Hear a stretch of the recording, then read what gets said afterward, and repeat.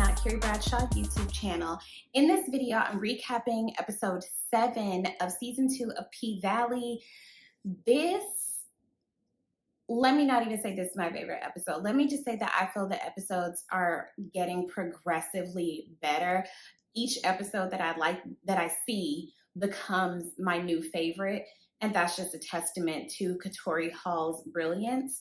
I was really happy with this episode, the way that they tackled the nuance of some really tough situations. So let's dive right in.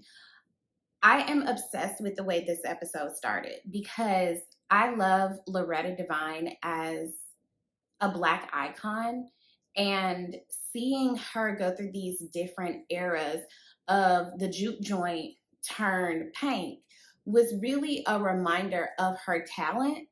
So we got to go through the history of this illustrious club via Grandmother Ernestine's fever dream, because she is currently battling the Rona. And we get to see like a young Uncle Clifford, and the fact that that has always been her name. And we see her, with her little purse and with her mom, who has since passed on. And this is where we first see Grandmother Ernestine communing with the dead. I know in my family, personally, when my grandfather was transitioning to the other side, they said that he was in his hospital room, like calling out the names of these family members that had gone on before him.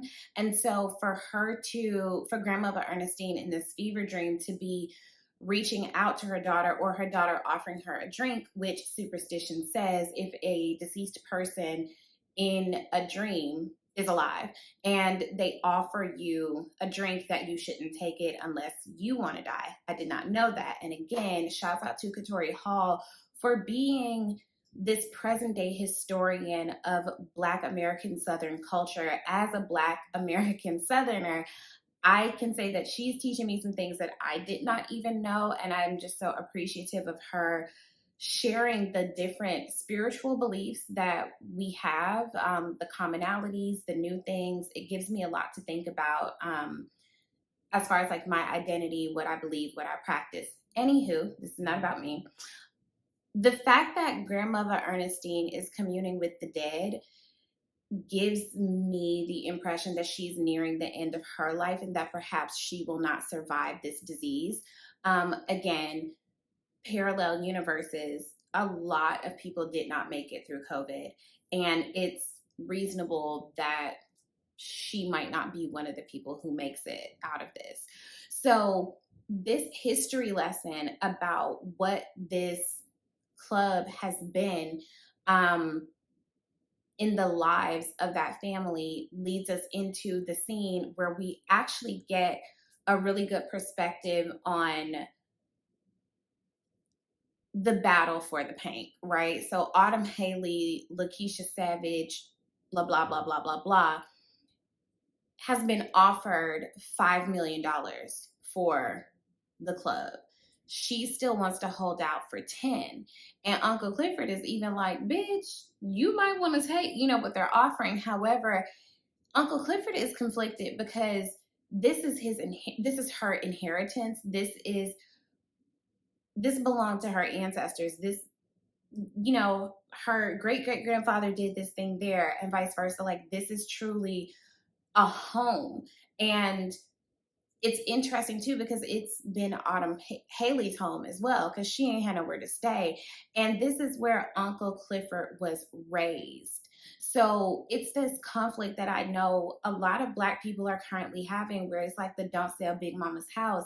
Well, what if you actually need that capital? And what if you actually can't afford to stay or to maintain that home? What are your options? So you can see Uncle Clifford is a bit conflicted herself of like, damn, maybe we do need to take this money.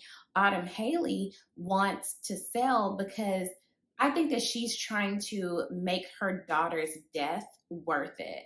This is money that she like kind of smuggled away from this abusive partner, and she was planning to start her life over with this baby who died. And she now feels this is her dream and she's not ready to let it go. So they both have arguably legitimate claims to this business and what they want to do with it. And I'm happy that they actually had them sit down and talk this out so that we could get more of a clue of like, okay, why do you want to sell?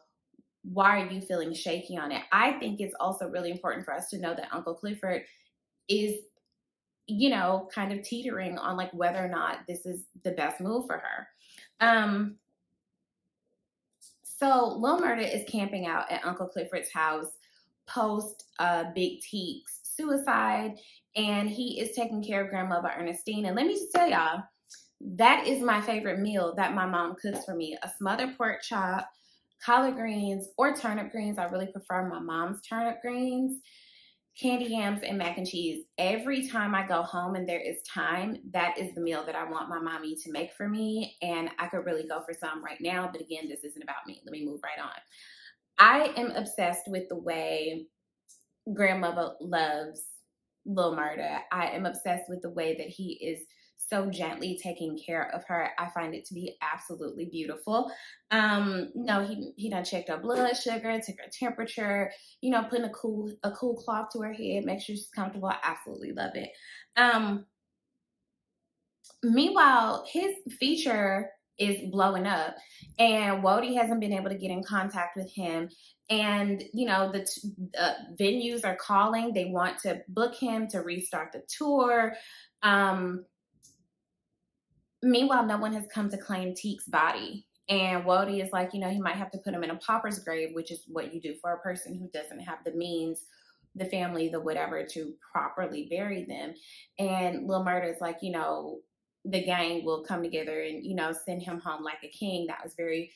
This episode was triggering for me in terms of grief and how you connect with people through loss. It really like hit some deep points for me. So again, I'm not trying to make this about me. So Uncle Clifford comes home and it becomes clear that Lil Murda is going to be there for another day or so, or however long. So Uncle Clifford is looking for some clothes to give to Lil Murda. Now, I love this because I love to tell stories through fashion. And we got to kind of see Uncle Clifford's life through her closet, through pulling these different things out. I absolutely loved it. I love how her and Lil Murda can joke with each other, and just the level of intimacy that they have. And this whole episode was really about seeing the true intimacy of their relationship, and the way that it's developed over time. And I love the way this was handled so much. Lil Murda asks, meaning no disrespect, you know, what are you?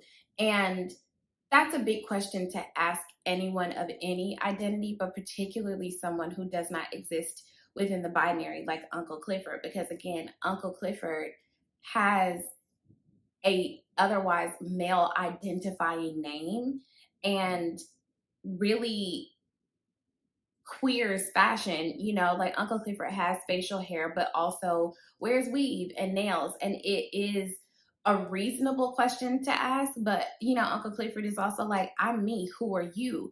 And you know, Lil Murda says, who the world has never given me permission to be. And I think that that's a really important piece to think about, how we do not give Black men permission to be anything other than hyper masculine. And it's interesting to see that even though Lil Murda is straight passing, he is not nearly as free in his identity as Uncle Clifford is and has been, because Uncle Clifford's mother has defended her identity her entire life. And having that secure base has empowered Uncle Clifford to be the multitude of identities that she is. No one really gave that to Lil Murda. And while there is privilege associated with passing, he's actually not as free as Uncle Clifford. I think that's a really important juxtaposition. I think sometimes some of the hatred that femme presenting Black men get is just the fact that I think some cishet men are really jealous of the fact that they cannot be that expressive. That's just that's a theory that I have. I'm not a scholar, I don't know, but it is just something that I think about. I think that we tell boys, we socialize emotions and feelings out of boys so early on in their lives that I think that breeds this like anger and resentment towards feminine people, feminine things, because there's a jealousy that they don't get to express that. And it just comes out as rage and anger and bitterness for some people. Anywho, so while they're, finding an ensemble for Lil Murda to wear, Lil Murda also sees, because this is his first time really being in Uncle Clifford's room and really being invited to such a private space, because they were just like backroom buddies, at first, and you're really seeing that there's something substantial here. And there's a discussion of the postcards and, oh, you kept them and which was your fave. Meanwhile, Grandmother Ernestine done made an escape, okay? Grandmother Ernestine wants to go to the water. And water, there was a lot of water symbolism throughout this episode. And I saw on Katori Hall's Twitter, which again, I said is a treasure trove of deeper information, more than what I can cover in a YouTube video. I'm really trying to make these shorter for you guys. Grandmother Ernestine was never baptized. And so, again, she is preparing for death. She wants to go to the water. And Katori Hall was saying that that's a part of the reason why Lil Murda's hair is blonde and he's wearing like the white wife beater, because he's kind of acting as an angel or as a death doula. And obviously, Grandmother Ernestine can't go get in this water, okay? So she says, bring the water to me. And I just love Lil Murda's willingness to give her what she wants and what she needs in that moment. And he, dips her bonnet in the water and like squeezes it over her.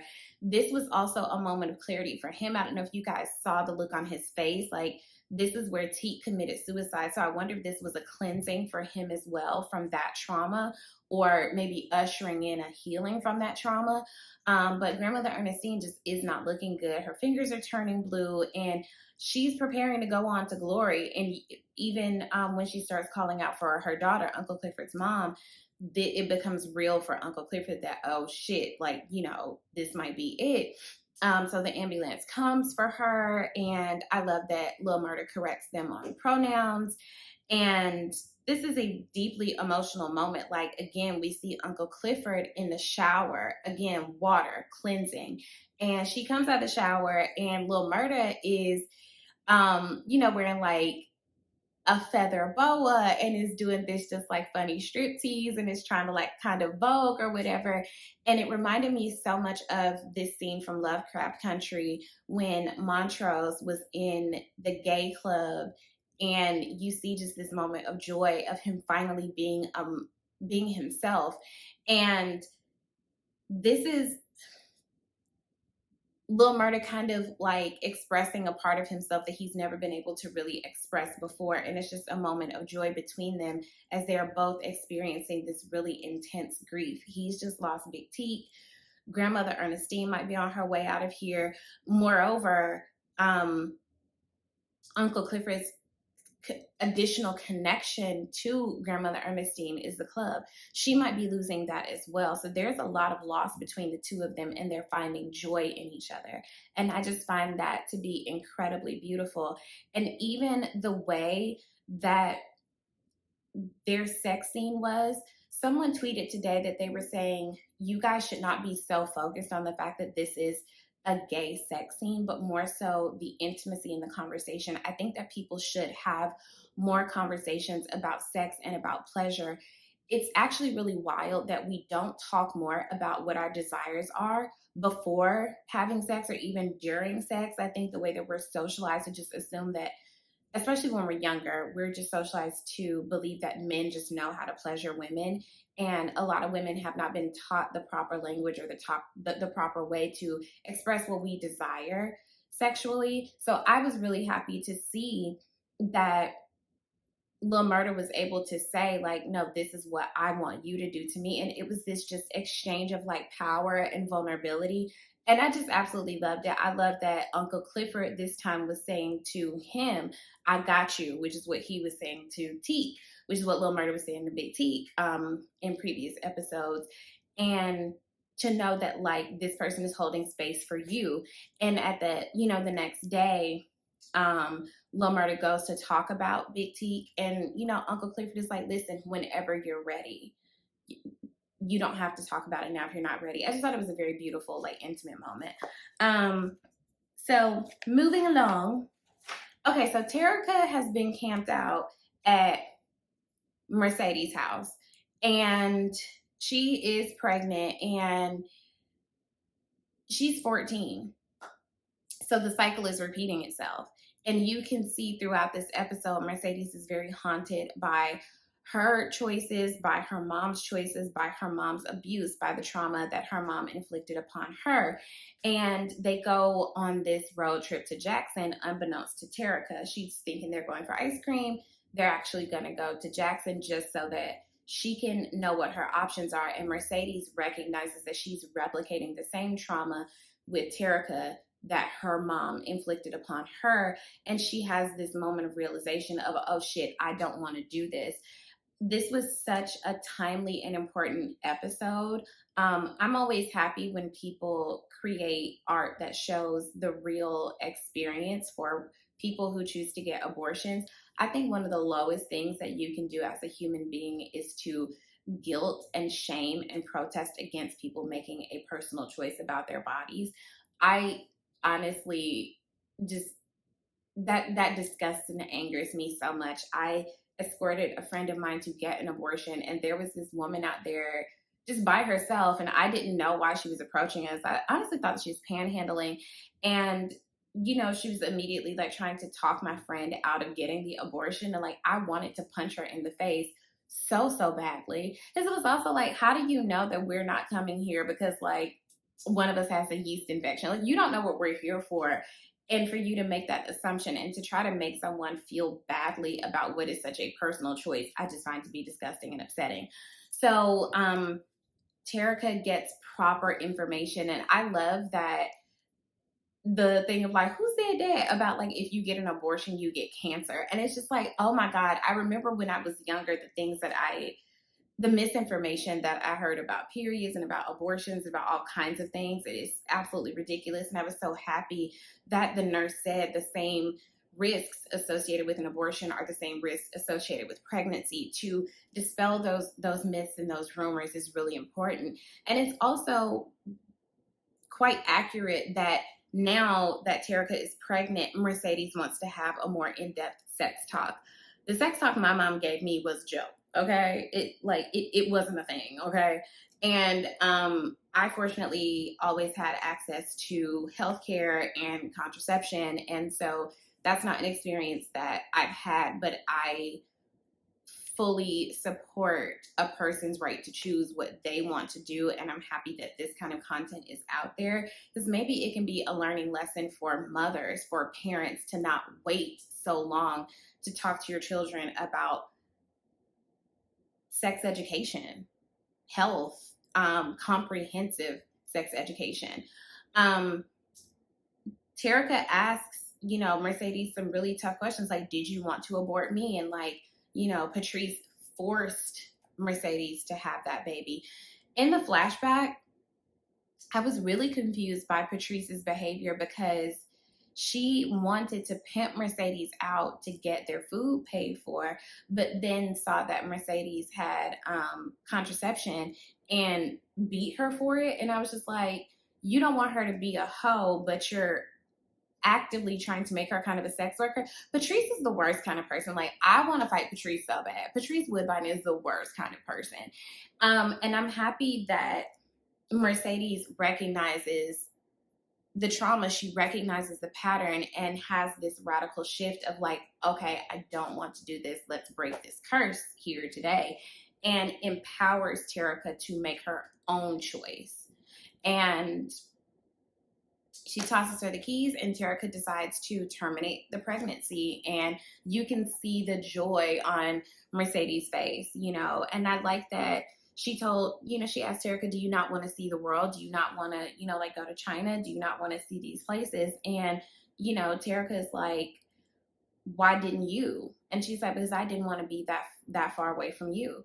I think there is a moment here as well where Terricka starts to see Mercedes as a person and not just this mom who failed her. That is one of the best things that a child can do, is come to see your parent as more than your parent. Your parent is a person, and they are not perfect. They're not infallible. And I just like the way all of this was done.